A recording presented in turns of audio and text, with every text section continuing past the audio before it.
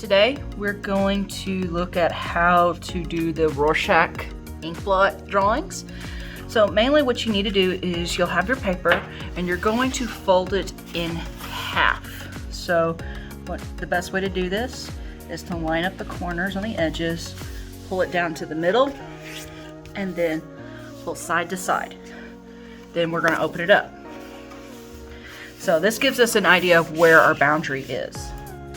You'll make sure that your paper is actually really good and wet as well.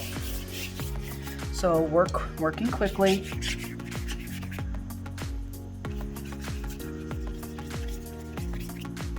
For my virtual students, there is a paper, a blank sheet of either watercolor paper or cardstock that you'll use in your sketchbook.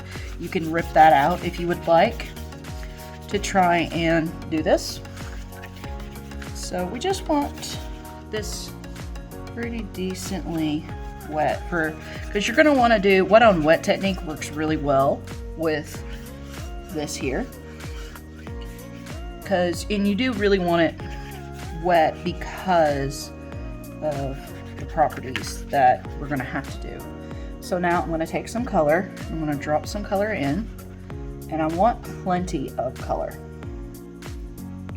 I don't want and I'm just going to do blobs, just general blobs of color.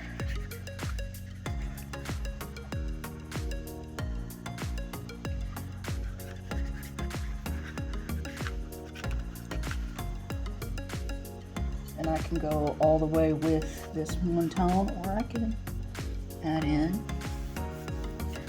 some others. You just want, and you have to work quickly. That's the key thing. You have to work quickly.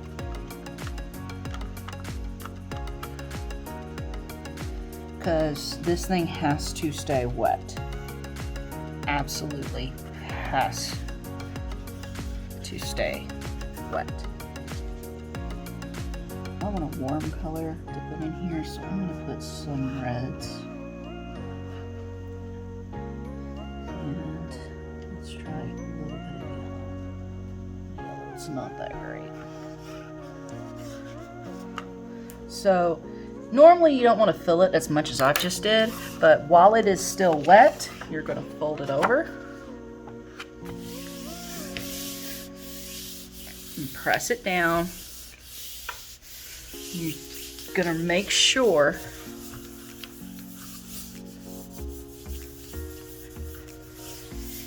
that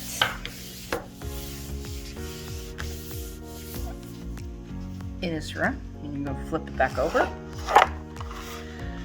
Now my watercolors were a little dry, but now I have a little bit of a Rorschach ink blot. Now what I can do, actually I have a quicker way of making this wet. All I need is one of my spray bottles of water. If you have one of these at home that is filled with just plain water, it's a good quick way to get your paintings wet.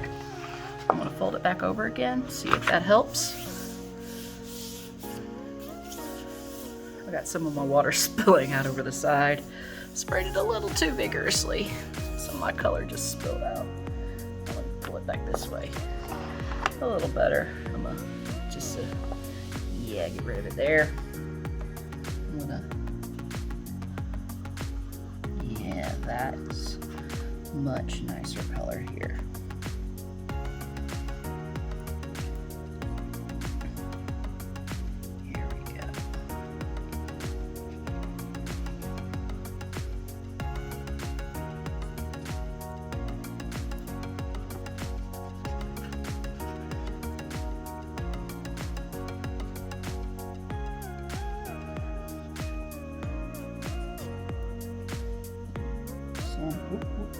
Wrong one.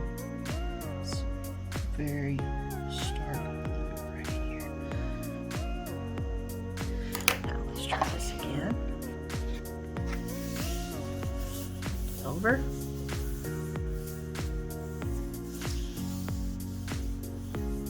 my goal is not to overwork it, but to have a clear picture on both sides. I want to make sure every little bit of this was pressed. So,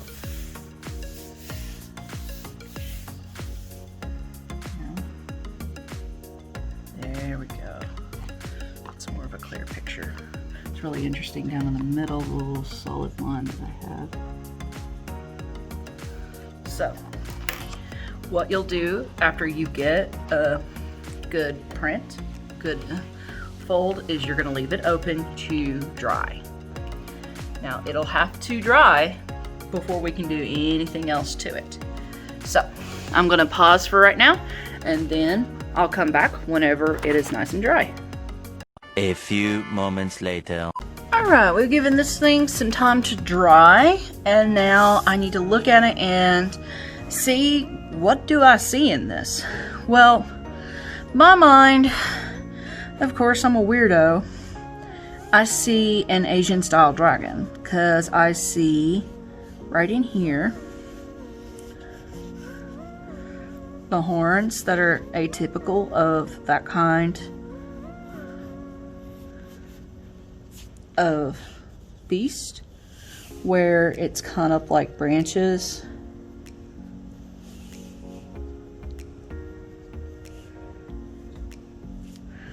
Then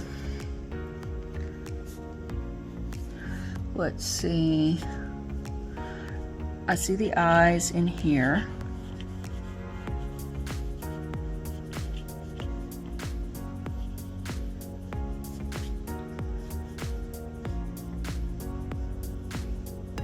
So I'm going to add the eyes. I see the nose and the fringes from the nose here, because they're known to be kind of hairy. And I'm just sketching this in, and I'm doing it very lightly, because here's the problem with this kind of work. You can go to erase, but you don't want to erase too much, because you'll start bringing the watercolor up. So I see like a little fringe here.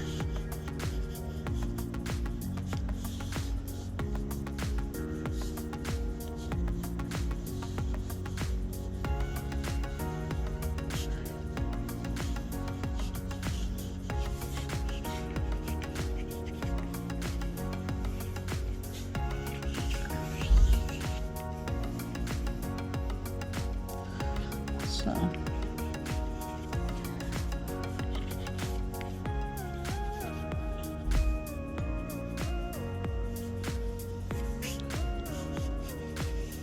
actually, why don't, instead of the actual horns being there,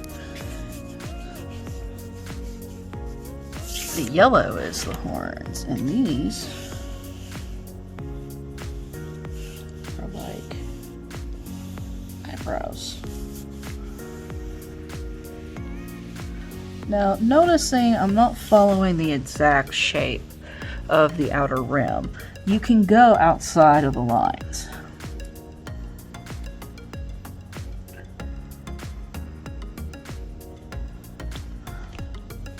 It doesn't hurt you to work like that.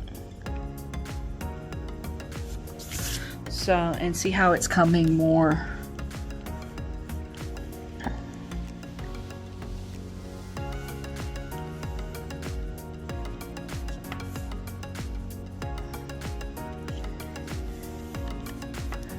to life.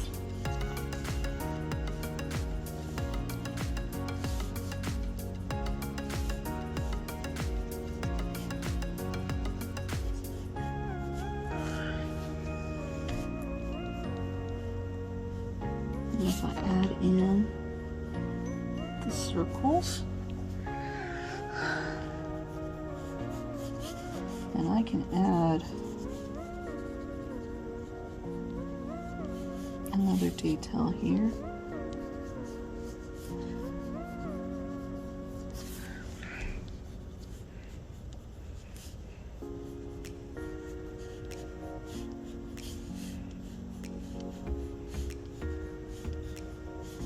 Now, notice I'm not doing pure exactly what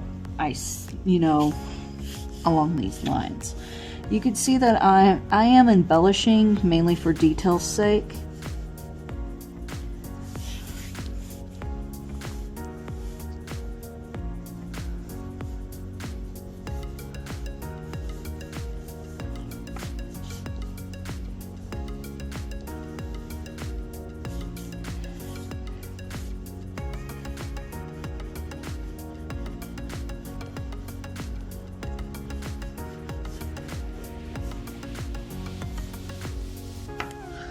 So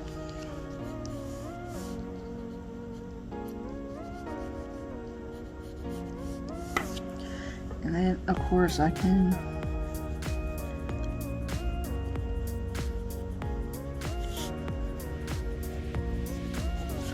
always add some scalier texture.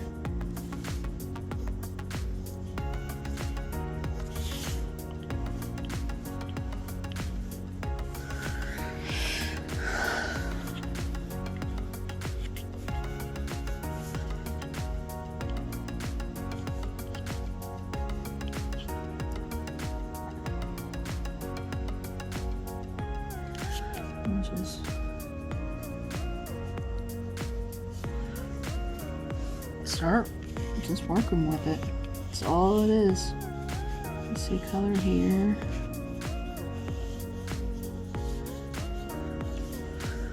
And I just keep going. Maybe if I wanted to add the teeth or like the sides of the mouth right here.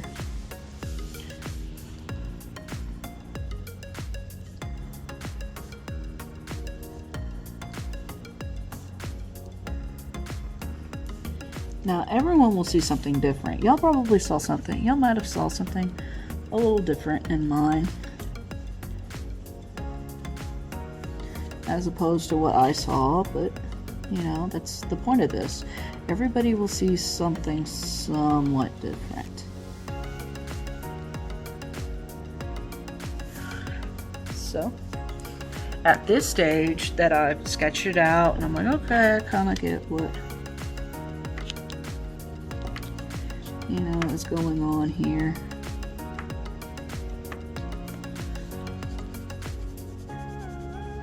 I can start going, well, let's take pens now. I can kind of work multimedia. I do have these acrylic pens. Well, not acrylic pens, gel pens. If you have any at home, you're free to use that, or you can use just a journal Sharpie would do it as well. But I'll probably just go in and add ink lines.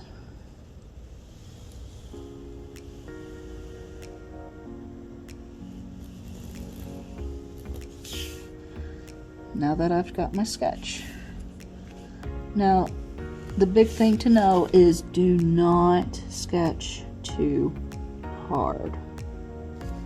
You don't want to ruin your page by sketching too much. It just doesn't help you any. It makes it actually harder for you. When you're inking, you need to take good deep breaths, make smooth lines, and understand that if you make a mistake, it's there. You gotta learn to live with it. So there's one right there that I just made. So I'm just gonna curl it together.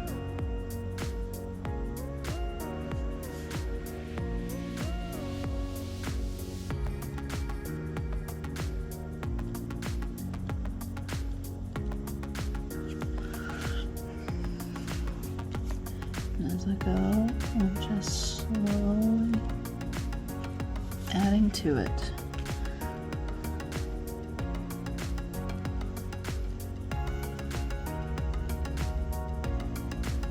And I went over the line a little bit there, but that's fine.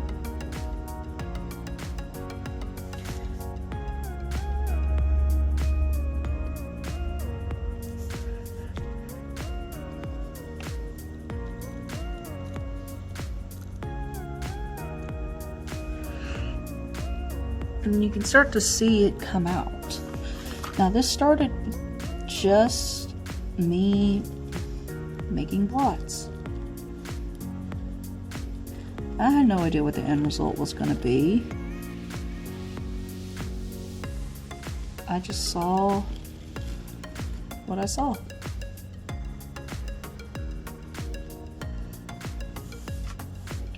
So, and I worked from there. I'll do more curl motifs.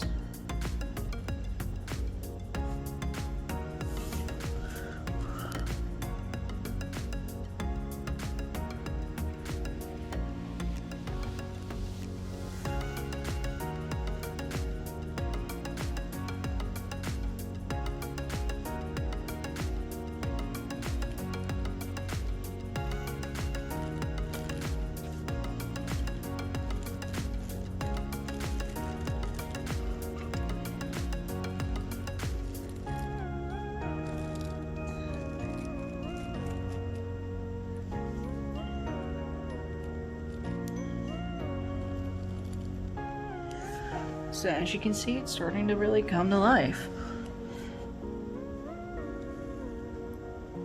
So I'm going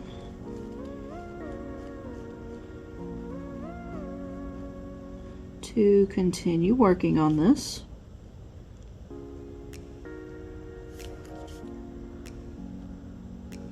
And hopefully, if you have any questions or anything like that, feel free to reach out. Got no problem with y'all reaching out to me.